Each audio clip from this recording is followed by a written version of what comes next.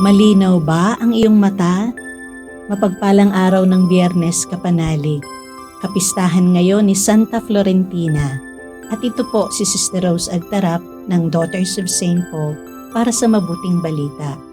Manalangin po tayo at magnilay sa Ebanghelyo ayon kay San Mateo.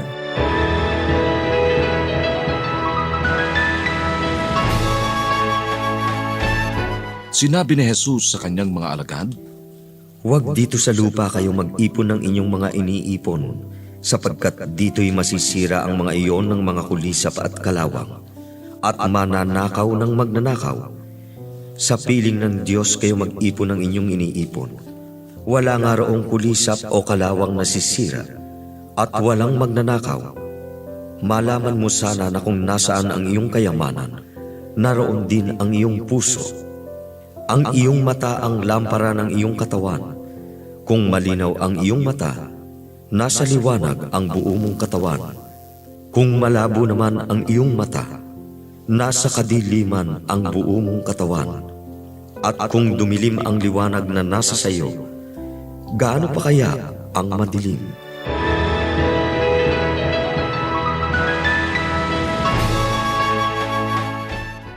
Ayon sa datos na inilathala noong 2023, humigit kumulang 600,000 na Pilipino ang hindi nakakakita at mahigit 2 milyon ang may mahinang paningin at iba pang kaugnay na kapansanan sa paningin. Ang pangunahing dahilan ng pagkawala ng kanilang paningin ay katarata. Sa ating mabuting balita ngayon, sinabi ni Jesus, "Kung malinaw ang iyong paningin, mapupuno ng liwanag ang iyong buong katawan. Ngunit kung malabo ang iyong paningin, mapupuno ng kadiliman ang iyong buong katawan. At kung ang ilaw mo'y madilim, ikaw nga ay tunay na nasa kadiliman." Lumalabo ang mata ng isang taong may katarata dahil hinahadlangan ng namumuong katarata ang pagpasok ng ilaw sa lente ng mata, kaya't hindi ito nakakapaglabas ng malinaw na imahe. Mga kapanalig, sa espiritual na perspektibo, maaari nating tanungin ang ating sarili. Malinaw ba ang aking paningin o malabo na dahil sa katarata? Nariyan kasi ang katarata ng katamaran, kakulangan sa paglalaan ng oras at effort sa pagpapalalim ng relasyon sa Panginoon at sa kapwa.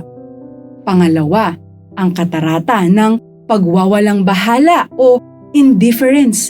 Ito yung pagiging bulag sa pangangailangan ng iba dahil inuuna ang sariling kaginhawahan o kapakanan. Pangatlo, katarata ng kapanglawan o pangungulila sa nakalipas na siyang humahadlang sa atin na makita ang biyayang handog ng kasalukuyang sandali o present moment.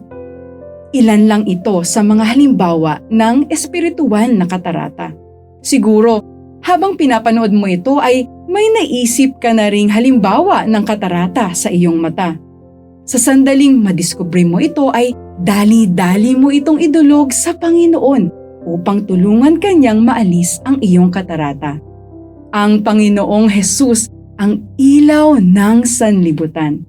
Makakaasa tayo na hindi niya nanaising mapunta tayo sa kadiliman.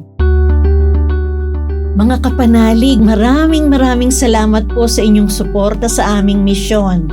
Subscribe, like, share, and follow Paulines sa aming social media accounts. Patuloy po kaming ng inyong tulong upang maipagpatuloy ang programang ito. Maaari po ninyong ipadala ang inyong love offerings at donasyon sa aming donations channels. Makakaasa po kayo na kasamang lagi ang inyong mga intensyon at kahilingan sa aming panalangin araw-araw.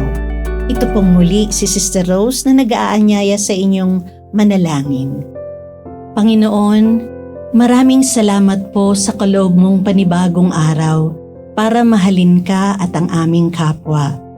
Lagi nawa akong maging matulungin at huwag kong baliwalain ang habag at pagmamahal na dumadaloy mula sa iyong sagradong puso. Mahal na puso ni Jesus, sinasamba kita. Mahal na puso ni Jesus, pinupuri kita.